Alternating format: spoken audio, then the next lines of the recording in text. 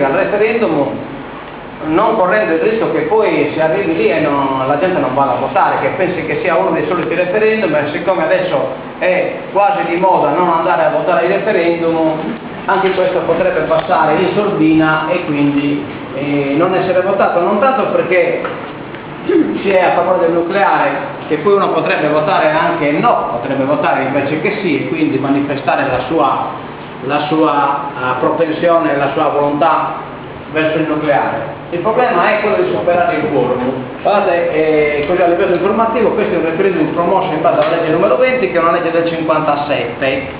prevede un quorum, il quorum è del 33%, mentre con la statutaria di Renato Suro lo portava al 50%, però non è passata la statutaria, quindi il quorum rimane ancora al 33%, quindi perché il referendum sia valido bisogna che superi il 33%.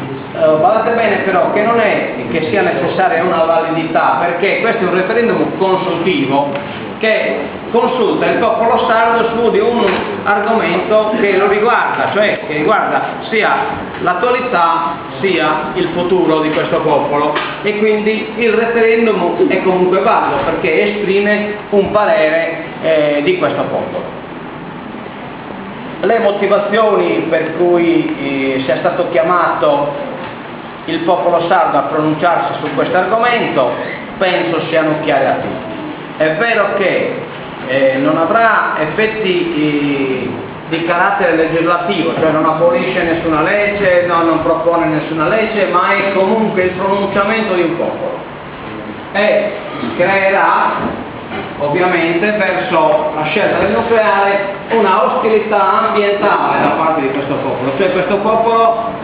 manifesterà la sua ostilità verso questa scelta che consideriamo scellerata in generale, ma anche non giusta in Sardegna, perché è una scelta che viene ancora da fuori, in cui il nostro popolo non è determinante, cioè non è stato il nostro popolo a scegliere, e queste non sono scelte che influiscono sulla generazione attuale o al massimo su 2 o 3 generazioni. Queste sono scelte che influiscono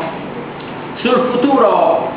totale del nostro popolo, cioè praticamente influiscono sulla nazione sarda, vista la nazione nella sua estensione temporale, cioè nella nazione sarda che esiste oggi e quella che esisterà in futuro, cioè ipoteca praticamente il futuro del nostro popolo per sempre, perché se andassimo a vedere quelle slide vedremo che ci sono radioattività che vanno da 300.000 anni ad 1 milione di anni, quindi stiamo parlando di cifre, di tempi al di sopra della stessa esistenza della storia umana, insomma, ma di tante volte l'esistenza della storia umana. Quindi si tratterebbe di ipotecare il futuro della nostra terra e delle popolazioni future che abiteranno, i figli dei nostri figli, per sempre. E questo non è un bene disponibile, non lo possediamo neanche noi, cioè non è che questa generazione possa davvero decidere per le generazioni future. Questa decisione è un bene indisponibile, noi la possiamo soltanto tutelare, ed è nostro dovere, generazione vivente, tutelare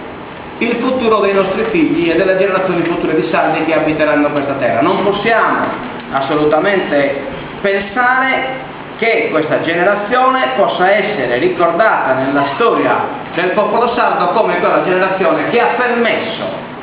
a qualcuno, per interessi suoi, giusti, non giusti, chi se ne frega, che ha permesso ad altri di imporre a questa terra delle servitù e delle scelte che possono pregiudicare l'esistenza stessa di questo popolo. Questo popolo che ha navigato con le proprie navicelle, solcato il Mediterraneo, che l'altro giorno sul giornale abbiamo scoperto 3.000 e non so quanti anni avevano un villaggio in terra di Israele, in quella zona lì, insomma, di Palestina, in terra di Palestina, un villaggio dove c'era un capo sardo con un suo piccolo esercito che praticamente faceva le guerre e che quindi aveva una certa tecnologia e civiltà che non era indietro ma forse anche avanti rispetto anche ad altri popoli che invece ora pretendo di decidere sul nostro destino. Quindi io adesso apro il dibattito, insomma, alle parti che vorranno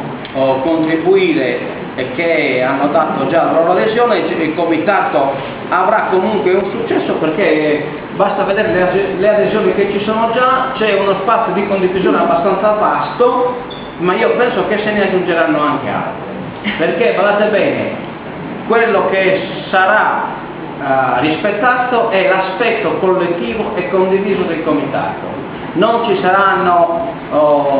prime donne, non ci saranno, la prima donna sarà il comitato, cioè sarà un pezzo di realtà della Sardegna, del nostro popolo, che porterà avanti una giusta lotta, una giusta battaglia.